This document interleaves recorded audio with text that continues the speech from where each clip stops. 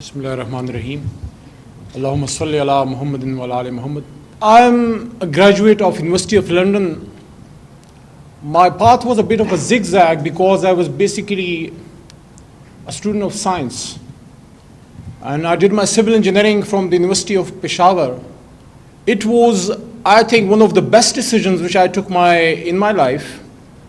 The advantage which it gives to the third world countries, the developing countries, that all those students who can't afford to go to London in their first or second year, they have the opportunity to study the same degree which the students who are actually residing in London and studying from esteemed teachers and personalities like my brother Phil, Pro-Vice Chancellor, and his colleagues and the teachers who teach there.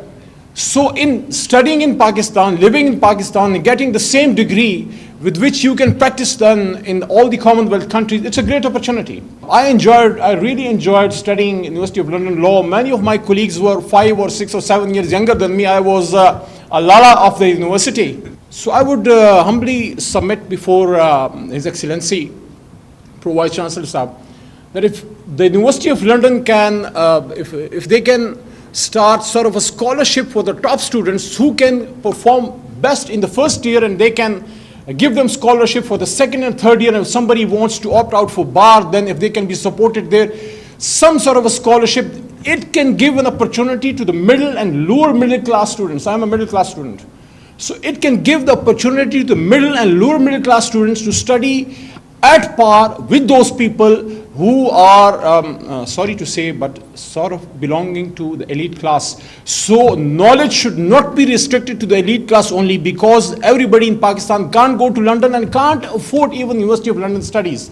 We are all on the same page. Everybody wants to study. Everybody wants to get a good degree. And you cannot get a better place than University of London, sitting here in Pakistan, getting one of the best degrees of law, which can open new vistas and avenues for you to perform very well in the future. Thank you so much. Assalamu alaikum. To the distinguished panel, to the members of this community, the faculty, alumni, students, and friends. I am greatly honored to be standing here today with an institution that is recognized for its academic excellence and intellectual rigor. I am an honorary alumni, as I was bestowed a Doctor of Laws last year by the university. And this doctorate has a very special meaning for me, because it ties me to this university, this highly regarded alumni community, and to the core values and principles that the university imparts. While this reception honors each and every one of you, it is more than just a celebration of your own achievements. It is an opportunity to reflect on your continued role and responsibility, because you were educated not only to succeed, but to carry forward standards into spaces where standards matter. Today we are all reminded by the speeches we have heard how education is not just about achievement, but it is a responsibility, especially those who have the privilege of being educated from such a globally recognized institution. We all know and understand that education does not end with graduation. It continues through contribution, through service, through professional, civic, and personal life. To an alumna, it is to assume a continuing obligation to the institution's education, its values. So all of you are not just passive members of the university's history, but are responsible for carrying forward your education to help shape the future of others as leaders, or through your conduct, through your engagement, through your deliberations, discourse, and discussion. Universities play an important role in the life of a nation. They don't just transmit knowledge. They create spaces where ideas are tested, where critical thinking is cultivated, where leadership is prepared, and more important, where people are skilled and prepared for their future. As alumni of this university, you are now leaders in law, leaders in education, leaders in public service, in business, in technology, and the list is endless. You influence perceptions, you influence values, and how we are recognized as people, as a community, and as a nation. So think of your responsibilities and think of the legacy you wish to leave behind. To the young members, the fresh graduates of this gathering, you have a lot of energy and resolve. Be creative, be respectful, find purpose. I encourage you to remind and engage, to act with care in spaces where it matters, and to influence those and use your education to help build systems and serve the public good. Support those who follow, lead with responsibility. Make sure that your experience and your education makes a difference, not just in your life, but in the life of many others. Justice is not just confined to the courtroom. It is reflected in your home, at your workspace, in public spaces, and through the people. So it is reflected in the way we all coexist. This is the burden and responsibility that each and every one of us carry.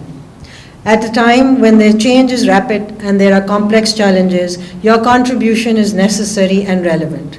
As an educated community, you are not only agents of change, but you are the stabilizing force which shapes the way that we will look at our tomorrow. Thank you. We didn't have this in the schedule, but Ali Khan Sahab, if you want to say a few words, more than welcome. I would now request the Federal Minister for Information and Broadcasting, Ataullah Tara Sahab, to say a few words. Bismillahirrahmanirrahim. Honorable Sayyid Yusufzada Gilani Sahib, Acting President of Pakistan, Her Ladyship Justice Aisha Malik, Mr. Phil Allmendinger, the Pro Vice Chancellor of the University of London, Mr. Osama Malik, who's the Director for the Directorate of Legal Education, Mr. Harun Rashid, President, Supreme Court Bar Association, Ms. Amna Sheikh, Member of the Provincial Assembly of Punjab, the distinguished guests, representatives of recognized teaching institutions of University of London, Mr. James Hampson, Country Director, British Council, Mr. Saad Wasim, who's the Regional Head of South Asia for the University of London, and one of my teachers, Mr. Emil Bilal Sufi. I am really honored and privileged to be speaking to this august gathering, not only as an alumnus of University of London,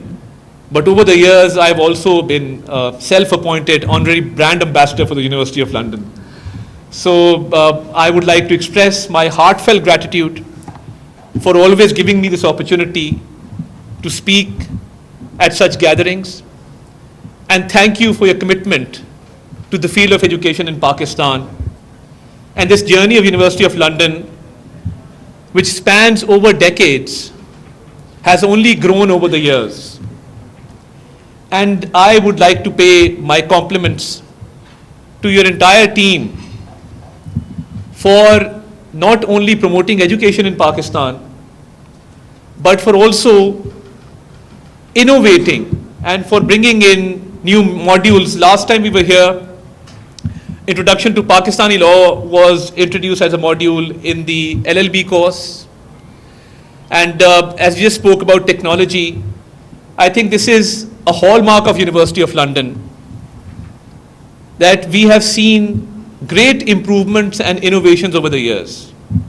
There is great focus on research and development, and we see improvements with every passing year, and not only with regard to the UL program in Pakistan, but the world over.